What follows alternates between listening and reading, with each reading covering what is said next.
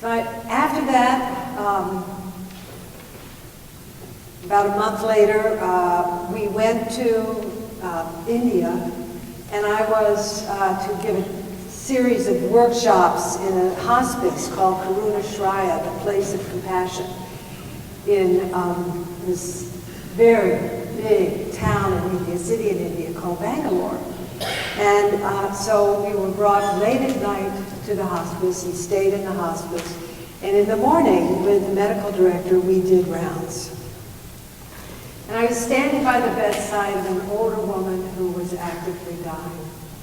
Respiration rate was really high. And her son was sitting next to her, and he looked up at me with the most sorrow-filled and what was the other expression? It was an expression of absolute bewilderment. And when he looked at me, some lines from the great Indian epic, the Mahabharata, came up for me. And they are, Yudhishthira was asked, what is the most wondrous thing in the world? And Yudhishthira replied, the most wondrous thing in the world is that all around us, people can be dying, and we don't realize it can happen to us. And those lines just went across my, awareness like a banner on CNN. And I felt just this very deep connection with the young man. And I looked up, and standing behind him were health aides, were young women from the poorest villages around Bangalore. Very beautiful young women who had very little prospect in their lives. And they had come into the hospice to work as healthcare providers, as, hospice workers, to gain the experience and to be certified so they could go out in the world and have better jobs. And I looked right into the face of one of these young women, and she knew clearly what the young man who was beside his mother did not know. It was a face whose eyes have such immense depth and also immense equanimity. Altars in the street. One more story. And by the way, I'm very aware that my carbon footprint, I better make up for it. You know what I'm saying, because this is yet again another trip. I'm standing on a bamboo deck in February of this year. Peggy was not with me on that trip. But I'm standing on a bamboo deck in February in northern Thailand in a field of soybeans. Plants. And I'm there to teach people about compassionate care of the dying. There are some villages in Thailand where 90% of those villagers have HIV.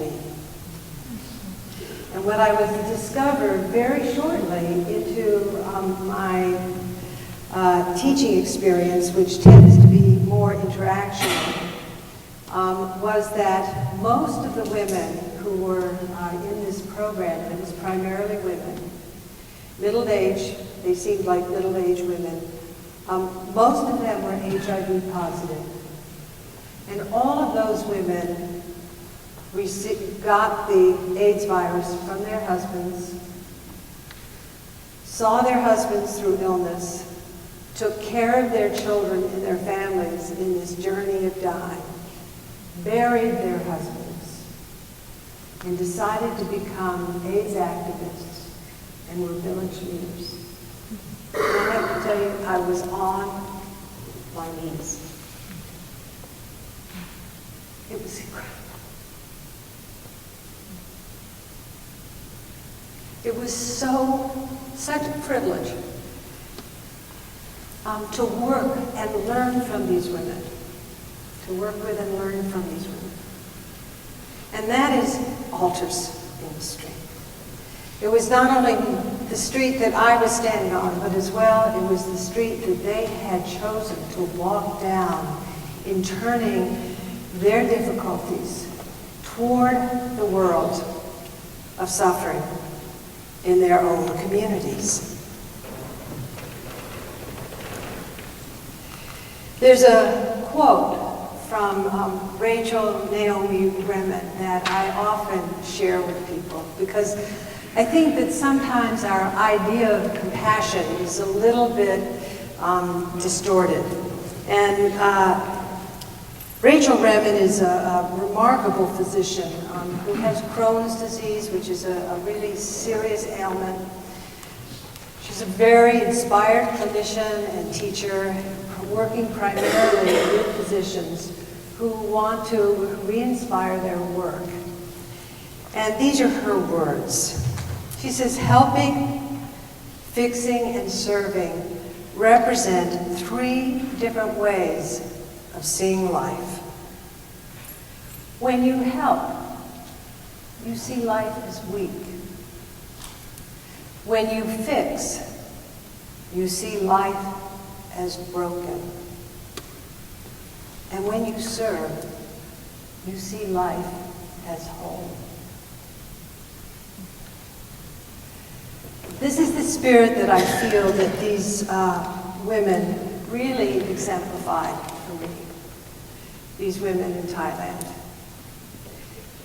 Even with the illness, or really because of their diagnosis and because of their intimacy with death, also being in a relatively blameless state of mind and heart. You know, it wasn't as though I was dealing with people who were rancorous toward their husbands who had made them ill or had, you know, they served. They served. And that sense of service for me personally was exemplified in part by something that happened to me when I was very, very young. When I was 4, I woke up with a viral infection and lost my eyesight for 2 years. And during that period, and I was also paralyzed on my left side. And so I was bedridden, and my mother and father hired a really extraordinary woman, Afro-American woman, to take care of me. And it was during this time that when I was so ill that I discovered that, one, I had an interior life. You know? I think that's what happened for these women in Thailand.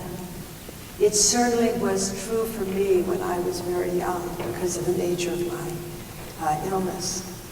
But I also learned that the woman who was taking care of me, her mother had been a slave. Shows you just how old I am. So you can imagine, you know, I was very young, I could barely grok what it meant. What is it to be a slave? But she was a slave, a chattel. And in a way, the woman who was taking care of me was a little bit that herself in my parents' eyes. But in my eyes, she exemplified 2 fundamental qualities, which I think are in the sort of middle of our most human experience. One of those qualities is freedom. I think we educate ourselves to become free. Free of our ignorance, and free to choose the life that will really serve the world, our nation, our community, our family, ourselves. Freedom. Freedom is so important. We don't just educate ourselves to get a job, we really educate ourselves to be free. And the other quality is the quality about which I'm addressing tonight, is that quality of compassion, which I think is not well understood in our culture, but I hope to unpack a little bit more.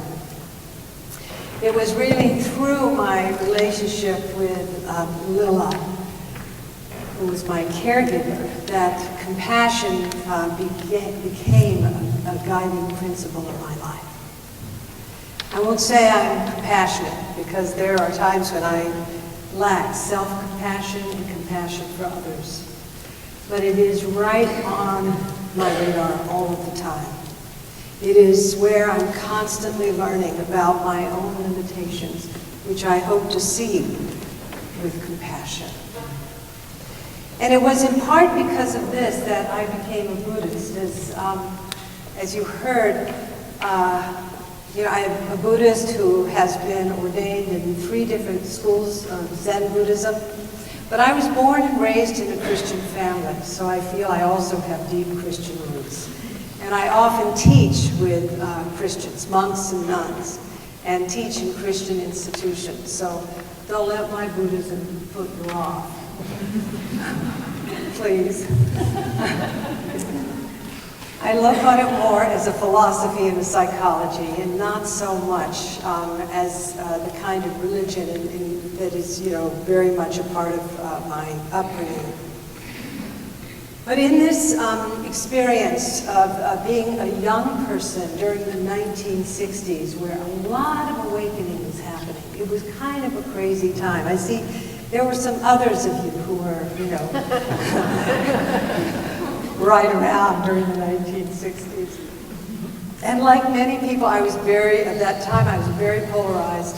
And I heard a talk by Alan Watts, I read some D.T. Suzuki, and I said, wow, it's so practical. And I'm a very pragmatic person. It really made sense to me. And then I read a line attributed to the Buddha, which goes, I teach one thing and one thing only, the truth of suffering and freedom from suffering. The truth of suffering and the freedom from suffering. And so as a young person in the 60s, it was a time I looked out into the world, having been through quite a bit of suffering in my own short life. And I realized that line resonated with me. I felt that I not only needed to lean into light, freedom from suffering, but also to continue what had opened up for me as a young person, which is to be with the truth of suffering and to work with it actively in generating compassion. So we ask, how can we end suffering? And part of it is waking up and really seeing reality, seeing the truth of things as they are. But for many years I have felt that literally the path of compassion in action, of service, the joy on the path of service. Service is practice, is the way that we not only awaken, but we help others be free of suffering. And I think that that's something that really cuts across all religions and all spiritualities.